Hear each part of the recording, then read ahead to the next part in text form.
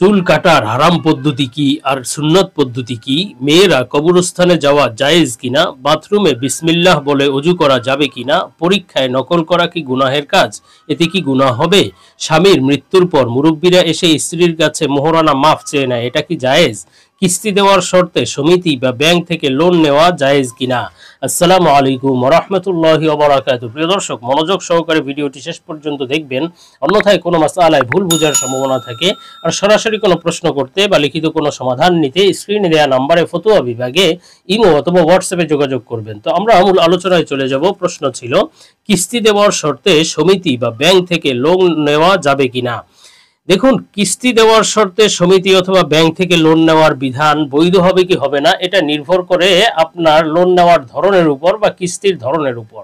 যদি এই কিস্তি যে আপনি দিচ্ছেন বা কিস্তি দেওয়ার যে শর্ত করেছেন, এই কিস্তির মাধ্যমে আপনি যেই পরিমাণ টাকা লোন নিয়েছেন সেই পরিমাণ টাকার চেয়ে যদি অতিরিক্ত কোনো টাকা সেখানে আবদ্ধ থাকে বা অতিরিক্ত কোনো টাকা দেওয়ার যদি শর্ত থাকে, তাহলে সেটা সুদের অন্তর্ভুক্ত হবে। অর্থাৎ আপনি কথার কথা 50,000 টাকা লোন নিলেন, এখন আপনার প্রতি মাসে কিস্তি হয়তো 5,000 টাকা করে। তো এভাবে কিস্তি দিতে দিতে নির্ধারিত একটা সময় আপনাকে বেঁধে দেওয়া হলো যে এই কয় টাকা করে এই মাস তোমার কিস্তি দিতে হবে। তো ওই কয় টাকা করে ওই মাস পর্যন্ত কিস্তি দেওয়ার পরে যদি দেখা যায় আপনি যে 50,000 টাকা লোন নিয়েছিলেন, আপনার কিস্তির মাধ্যমে হয়তো 52,000 টাকা দেওয়া হচ্ছে অথবা 55,000 অথবা 60,000 টাকা দিতে হচ্ছে, এটা সুদের অন্তর্ভুক্ত। এই সুদ নেওয়া যেমন হারাম, তেমনি সুদ দেওয়াও হারাম। এরকম অতিরিক্ত টাকা সহকারে বা সুদ দিয়ে কিস্তি নেওয়া বা লোন নেওয়া জায়েজ নাই।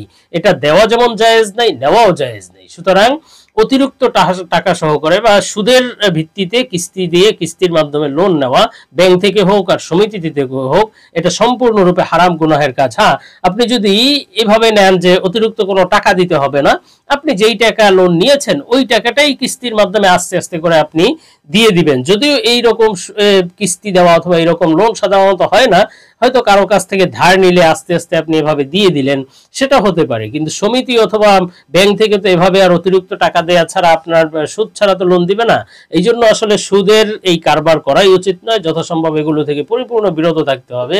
সুদ মারাত্মক অন্যায়। আল্লাহ তাআলা এই সুদ লেনেওয়ালা দেনেওয়ালা উভয়ের ব্যাপারে আল্লাহ সুবহানাহু ওয়া তাআলা সরাসরি যুদ্ধের ঘোষণা করেছেন। আল্লাহ এবং রাসূলের যুদ্ধের ঘোষণা এসেছে।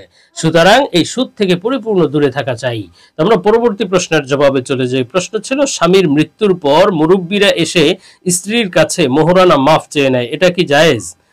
দেখুন, আসলে মোহরানা এটা হলো স্ত্রীর হক, এবং এই মোহরানাটি এমন হক যে স্ত্রী যখন আপনার স্ত্রী হয়েছে বা যখন বিবাহ হয়েছে তখনই আসলে এই মোহরানাটি আদায় করে দেয়া চাই। এটি তার প্রাপ্য, স্ত্রীর প্রাপ্য। আমাদের দেশে কেন যে মানুষের মানসিকতা এমন, বিবাহ হয়ে যায় এমনকি মৃত্যু পর্যন্ত হয়ে যায়, বৃদ্ধ হয়ে যায়, তারপরেও সেই মোহরানা আর আদায় করে না। ওটা কেমন জানি আদায় করতেই হবে না এটা মনে করেই হয়তো বিবাহ করে।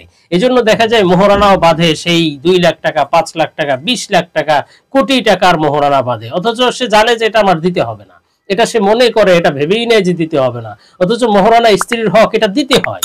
সুতরাং আপনি এত মোহরানা বাঁধবেনই না যেটা আপনি দিতে পারবেন না, বরং আপনার এটাই বাঁধা উচিত যেটা আপনি সাথে সাথে তৎক্ষণাৎ দিয়ে দিতে পারেন বা কিছুদিন পরে দিয়ে দিতে পারেন। আপনি প্রয়োজনে 5,000 টাকা মোহরানা বাঁধেন, 10,000 টাকা বাঁধেন, 20,000 টাকা বাঁধেন, যেটা আপনি দ্রুত দিয়ে দিতে পারেন। এমন একটা কালচার আমাদের শুরু হওয়া চাই যেন মোহরানাটা বাকি না থাকে, এটা স্ত্রীকে সাথে সাথে দিয়ে দেওয়া যায়। এটা যেন ওই মৃত্যু হয়ে যাবে মোহরানা না দিয়ে তারপরে আবার সেটা মাফ চাইতে হবে, এই ধরনের পরিস্থিতি যেন সামনে না আসে। আর এভাবে লজ্জায় ফেলে দিয়ে মুরব্বীরা গিয়ে তারপরে মাফ চেয়ে নেওয়া, এরপরে লজ্জায় পড়ে সেই স্ত্রী হয়তো বললো যে হ্যাঁ মাফ করে দিয়েছি, সে তো মারা গিয়েছে, এই পরিস্থিতিটা আসলে কখনোই কাম্য নয়। এটা যেটা তার প্রাপ্য, যেটা তার হক, সেটা আপনি তার কাছে মাফ চাইতে যাবেন কেন? আর যদি এভাবে একেবারেই না দেওয়া অনাদায়ী থেকে যায়, তাহলে সেটা তার হক থেকে, তার পরিত্যক্ত সম্পদ থেকে আপনি তাকে আদায় করে দেন, মাফ চাইতে যাবেন কেন? এই ধরনের কোনো কালচার বা এই ধরনের কোনো পদ্ধতি শরীয়ত সম্মত নয়। আমরা পরবর্তী প্রশ্নের জবাবে চলে যাই। প্রশ্ন ছিল, পরীক্ষায় নকল করা কি গুনাহের কাজ? এতে কি গুনাহ হবে? দেখুন, রাসূলুল্লাহ সাল্লাল্লাহু আলাইহি ওয়াসাল্লাম স্পষ্ট হাদিসে বলেছেন, মুসলিম শরীফের বর্ণনা, মান গাশশানা ফালাইসা মিন্নাহ, যে ধোঁকা দিল বা ধোঁকাদারি করলো সে আমার উম্মত নয়, আমাদের মধ্য থেকে মুসলমানদের অন্তর্ভুক্ত নয়। তো এই কথা দ্বারা বোঝা যায় যে ধোঁকা দেওয়া হারাম কাজ, আর পরীক্ষায় নকল করা ধোঁকা দেওয়ারই অন্তর্ভুক্ত। পরীক্ষা কি? আপনার যোগ্যতা যাচাই, আপনার অভিজ্ঞতা যাচাই। সুতরাং আপনি সেই যোগ্যতা যেখানে আপনার যাচাই করা হবে, সেখানে আপনি অন্য কোনো উপায়ে, কোনো অবৈধ উপায়ে, কোনো কৌশল করে বা নকল করে আপনি সেই পরীক্ষায় পাশ করলেন, তো আপনার যোগ্যতা তো যাচাই হলো না। এই জন্য পরীক্ষায় নকল করা এটা ধোঁকা দেওয়া সম্পূর্ণরূপে, এবং সম্পূর্ণরূপে হারাম, অবশ্যই গুনাহ হবে। সুতরাং পরীক্ষায় এই সমস্ত ধোঁকা দেওয়া, অপরের খাতা দেখে লেখা, অপরকে জিজ্ঞেস করে লেখা, এগুলো প্রত্যেকটাই গুনাহের বিষয়। তো আমরা পরবর্তী প্রশ্নের জবাবে চলে যাই। প্রশ্ন ছিল, বাথরুমে বিসমিল্লাহ বলে অজু করা যাবে কিনা। দেখুন, বাথরুমে বিসমিল্লাহ বলে অজু করা যাবে কি যাবে না, এটা নির্ভর করে আপনি কোন ধরনের বাথরুমে অজু করছেন। আসলে বাথরুম বিভিন্ন ধরনের হয়ে থাকে। যেমন এক প্রকার বাথরুম আছে যেখানে গোসলখানাটা আলাদা থাকে, আর বাথরুম বা ওই পায়খানার জায়গাটা আলাদা থাকে, সেটা হয়তো সেপারেট করা থাকে। অথবা ফ্ল্যাট বাড়িগুলোতে দেখা যায় যে বাথরুমের স্থানটা কিছুটা উঁচু থাকে, টয়লেটের বা পায়খানার স্থানটা উঁচু থাকে, আর অজুখানা বা গোসলখানা যেটা থাকে সেটা একটু নিচু থাকে। তো একটা আলাদা করা হলো, সেপারেট করা হলো। তো সেক্ষেত্রে আপনি যদি ওই গোসলখানার জায়গাটায় অজু করেন বা অজুখানার জায়গাটা অজু করেন, তো আপনি সেক্ষেত্রে অবশ্যই বিসমিল্লাহ পড়তে পারেন, অজুর দোয়া পড়তে পারেন। আসলে উচিত হলো এক্ষেত্রেও, প্রথমত উচিত হলো যে আপনি বাথরুমে নয়, বরং আলাদা অজুখানা থাকলে সেখানে অজু করুন। বাথরুমে কেন অজু করতে যাবেন? আর যদি তেমন জায়গা না থাকে, হয়তো শহরে এই ধরনের খুব একটা সচরাচর সুযোগ পাওয়া যায় না, তো সেক্ষেত্রে আপনার জন্য উচিত হবে ওই যে পায়খানার জায়গাটাকে আলাদা পলি দিয়ে, কাপড় চোপড় দিয়ে একটা পর্দার মতো বানিয়ে দেওয়া, পরিপূর্ণ সেপারেট করে দেওয়া, তাহলে এটা পরিপূর্ণ অজু গোসলখানা হয়ে গেল।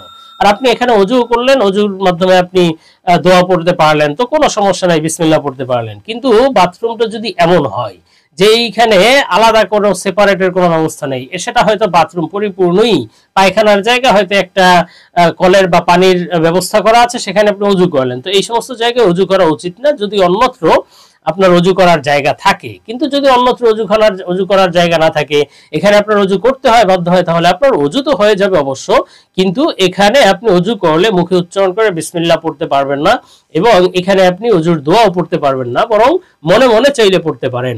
তো আমরা পরবর্তী প্রশ্নের জবাবে চলে যাই। প্রশ্ন ছিল, মেয়েরা কবরস্থানে যাওয়া জায়েজ কিনা।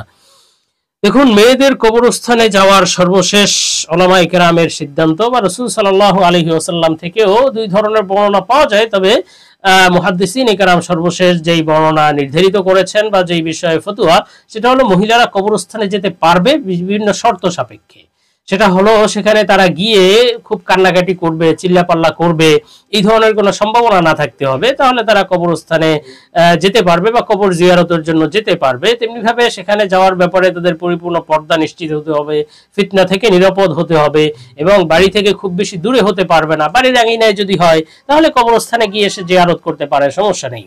কিন্তু এই সমস্ত শর্ত যদি পাওয়া না যায়, পর্দার যদি ব্যাঘাত ঘটে, অথবা সেখানে গিয়ে যদি তার ভেঙে পড়ার সম্ভাবনা থাকে, তাহলে তাদের কবরস্থানে না যাওয়াই ভালো। তো আমরা পরবর্তী প্রশ্নের জবাবে চলে যাই। প্রশ্ন ছিল, চুল কাটার হারাম পদ্ধতি কি আর সুন্নত পদ্ধতি কি।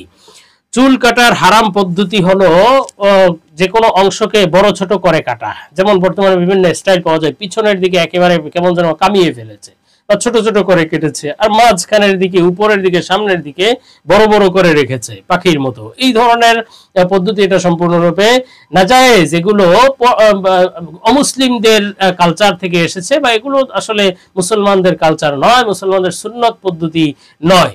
তেমনি ভাবে বিভিন্ন ডিজাইন করে, চুলের মধ্যে বিভিন্ন ডিজাইন করে, এগুলো জায়েজ নেই, এগুলো থেকেও বিরত থাকা চাই। আর মোট কথা, আর যদি আপনার এই চুলটাকে যে চারিদিকে সমান করে কাটে, তাহলে এটা কাটা জায়েজ, এতে কোনো গুনাহ হবে না, কিন্তু সুন্নত পদ্ধতি নয়। সুন্নত পদ্ধতি হলো বাবরি রাখা। রাসূল সাল্লাল্লাহু আলাইহি ওয়াসাল্লাম 3 পদ্ধতিতে বাবরি রাখতেন। কানের লতি পর্যন্ত চুল রাখা সুন্নাত বাবরি, সেটা হলো কোনো দিকে কেটে ছেটে আপনি তারপরে এই পর্যন্ত রাখলেন, এদিকে কেটে ফেললেন, আর পরিপূর্ণ উপরের জায়গাটা এই পর্যন্ত নিয়ে আসলেন, এটা কিন্তু আবার বাবরি হবে না।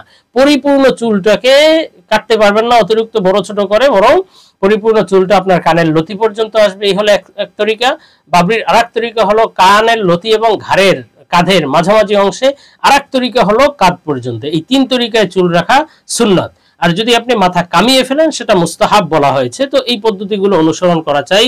হারাম পদ্ধতি থেকে আল্লাহ আমাদেরকে হেফাজত করে।